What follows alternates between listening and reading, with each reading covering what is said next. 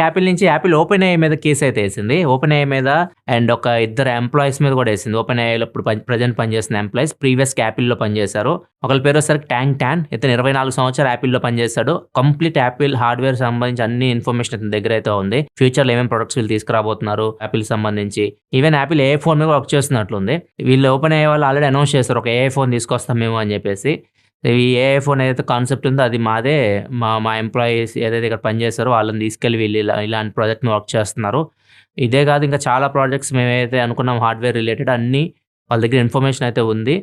అవన్నీ కంప్లీట్గా ఆపేయాలి అని చెప్పేసి కేసు అయితే వేసింది యాపిల్ ఓపెన్ ఏఐ మీద. ఒకవేళ యాపిల్ సైడ్ కానీ తీర్పు కానీ వచ్చింది అనుకోండి అన్ని ప్రొడక్ట్స్ ఆపేయాల్సి ఉంటుంది. వీళ్ళేమంటున్నారు ఓపెన్ అయ్యే వాళ్ళు ఏదైతే ఎంప్లాయీస్ ఉన్నారో అది వాళ్ళ నాలెడ్జ్ అది. వాళ్ళు అక్కడి నుంచి బయటకు వచ్చేసినంత మాత్రాన అవన్నీ వాళ్ళ దగ్గర నుంచి వెళ్ళిపోవు. సో వాళ్ళ మైండ్లో ఉన్న ఆలోచనలు ఇవన్నీ అన్నట్లుగా వీళ్ళు మాట్లాడుతున్నారు. కాకపోతే కంపెనీ పనిచేసినప్పుడు ఒక ప్రాజెక్ట్ గురించి వాళ్ళు అక్కడ వర్క్ చేసినప్పుడు దాని గురించి ఇన్ఫర్మేషన్ బయట అయితే ఇవ్వకూడదు. అందుకే ఇతని మీద కేసు అయితే వేశారు ట్యాంగ్ టాన్ మీద. ఇంకొకరు చాంగ్ లివ్ అని చెప్పేసి ఇతను ఒక 8 సంవత్సరాలు పనిచేస్తాడు. ఇతను కూడా ఇప్పుడు ఓపెన్ ఏఐలో పనిచేస్తున్నాడు. ఇంతకుముందు యాపిల్లో పనిచేశాడు. ఇతను బయటకు వెళ్ళిన తర్వాత కూడా యాపిల్ క్లౌడ్ సిస్టమ్ యాక్సెస్ అయితే తీసుకుంటున్నాడంట. అంటే యాపిల్లో పనిచేసే ఎంప్లాయీస్ అందరికీ క్లౌడ్ సిస్టమ్ యాక్సెస్ అయితే ఉంటుంది. ఇతను బయటకు వెళ్ళిన తర్వాత కూడా ఇది యూజ్ చేస్తారు అన్నట్లు ఇతని మీద కూడా కేసు అయితే వేశారు. అండ్ వీళ్ళిద్దరితో కలిపి ఓపెన్ ఏఐ మీద కూడా మొత్తం కేసు అయితే ఫైల్ చేస్తారు. ప్రజెంట్ ఇది నడుస్తుంది కోర్టులో.